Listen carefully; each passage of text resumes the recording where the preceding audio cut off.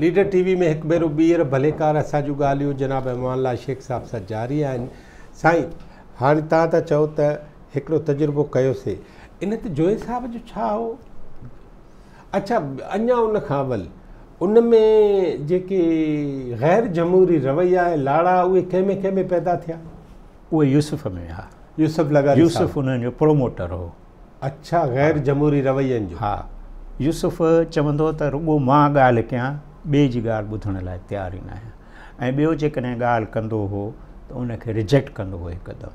पोइ हिकिड़े दफ़े यूसुफ ऐं मुंहिंजे विच में मलाखड़ो थियो। अच्छा। यूसुफ खे मूं चयो त तव्हां प्रॉपर जीअं आहियो सदर, तव्हां इहा कार्रवाई नथा हलायो। सदर जो कमु हूंदो आहे सॼे हाउस खे ॿुधी आख़िर में कंक्लूड करे। तव्हां अञा जोए साहब थो ॻाल्हाए, मां थो ॻाल्हायां, तव्हां विच में मुदाख़लत था कयो। त यूसुफ हिन महिल ताईं जज़्बाती आहे। यूसुफ मूंखे चयो तूं प्रिज़ाइड कर, मां हेॾे थी आउं थो प्रिज़ाइड कयां। मां प्रिज़ाइड कयो। मूं सॼी उहो कार्रवाई ईअं हलाई जीअं मूंखे ख़बर ई त कीअं हलाइबो आहे। लही ऐं मूं चयोमांसि हीअं हलाइबी आहे कार्रवाई। तूं हिन वक़्तु 4 मार्च में न बीठो आहे, तूं हिन वक़्तु हिकिड़ी पार्टीअ सरबराह आहे। अॻिते हली इन्हनि रवैयनि जे करे यूसुफ ऐं काज़ी पंहिंजो अबरार साहब अबरार में सख़्तु जेको आहे पीछाबंदी थी वई। ऐं पोइ उहा SDP जेका आहे अॻिते वधण खां अॻु में ई बहिरान जो शिकार। घणा साल हली? 2 साल। 2 साल। हा। हाणे तव्हां पहुतो नई सदी में? नई सदी। ठीकु आहे, नई सदी। हाणे पोइ तव्हां छा कयो? मां नई सदीअ में पॉलिटिक्स में एक्टिव इन खां पोइ वरी न थियो टिल जेसिताईं मां कराची शिफ्ट न थियो। कॾहिं शिफ्ट थियो? मां कराची शिफ्ट थियो में 2006 में मार्च में। आवा जावा कॾहिं? मां 49 में। 49 जो 51 साल हिकिड़ा 52 55 सालनि में तव्हां थियो कराची शिफ्ट। हिकिड़ो पढ़ियल गढ़ियल माण्हू, जहादीद माण्हू ऐं जेके आलमी ऐं लोकल अदब जी ऐं सियासत जी ख़बर हुई, उहो कराची शहर जी अहमियत सम्झी आयो आहे या मजबूरी सम्झी? ॿई शयूं। ॿई। मजबूरी तारीख़ जो हिकिड़ो जबर लफ़्ज़ इस्तेमालु कंदा आहियूं। हा। असांजे लाइ, मुंहिंजे लाइ लाड़काणे में वकालत जा जेके ज़रिया सियासत ते घटि पापी वियो। सबबु ॿिए नंबर जी वकालत मां अॼु ताईं न कई आहे, उते बि न कंदो आहियां। पुलिस जे मार्फत केस न वठिबो, सियासी केस मुफ़्त में विढ़ंदो हुउमि। ऐं ग़रीब गुरबिया केस, उहे ग़रीब गुरबो मूंखे फ़ी न ॾींदो पर चवंदो किरायो ॾिए त घर वञा। इहो मुंहिंजे लाइ, मां इहो सस्टेन न पियो करे सघां। ॿियो, असां कॾहिं मां पंहिंजी औलाद जे लाइ कंहिंखे बि ख़ैरात में नौकिरी वञी न घुरी। उन्हनि खे चयमि बाबा हाणे मां तव्हांखे पढ़ायो, कराची असांजो शहरु आहे, काहे पोइ कराची। पोइ मुंहिंजो हिकिड़ो पुटु आयो, ॿियो पुटु आयो, टियों पुटु आयो, पंहिंजो पाण पेरनि ते बीहंदा विया।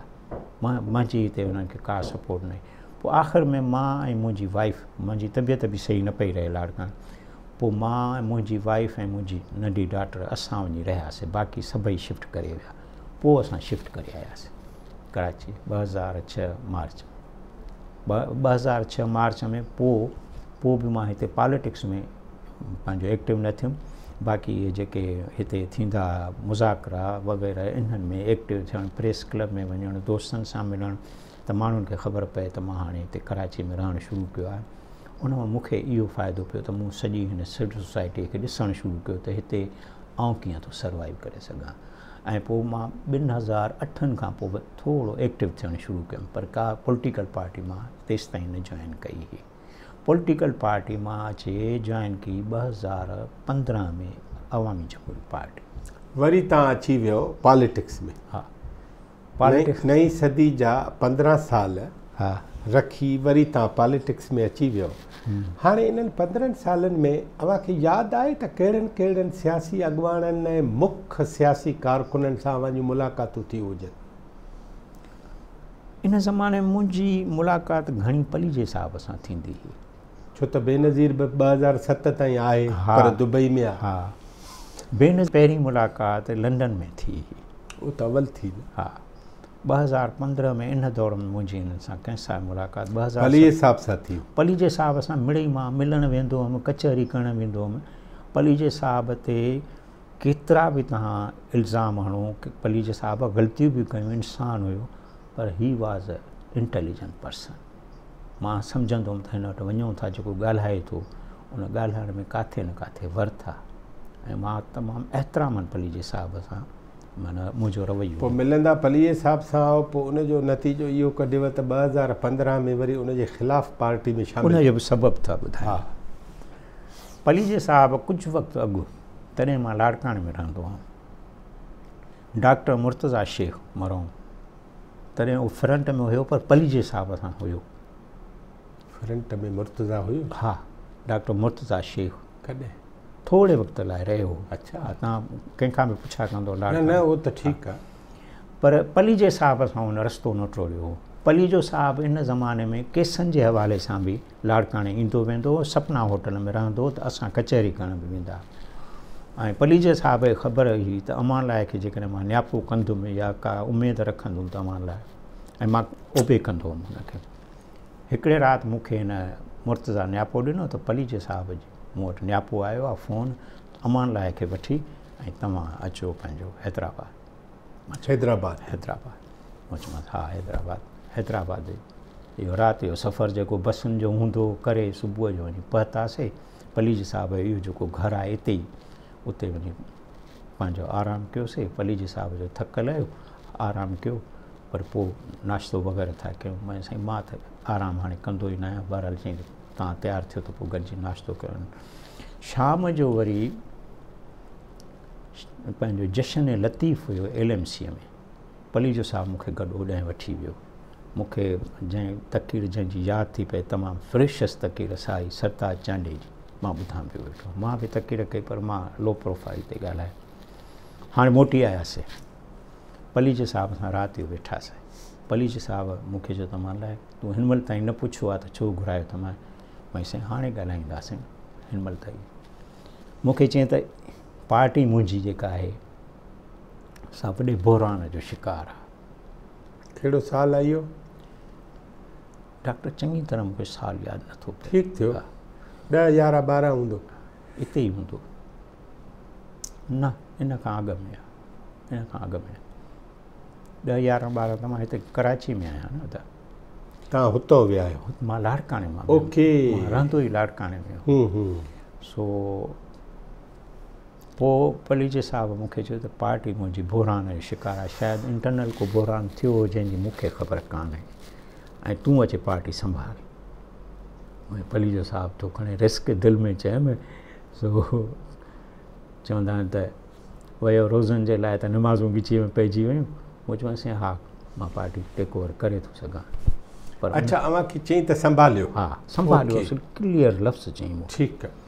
मां चयोमांसि मुंहिंजा 2-3 शर्त आहिनि। कहिड़ो? मां पार्टी टेक ओवर कयां थो पियो।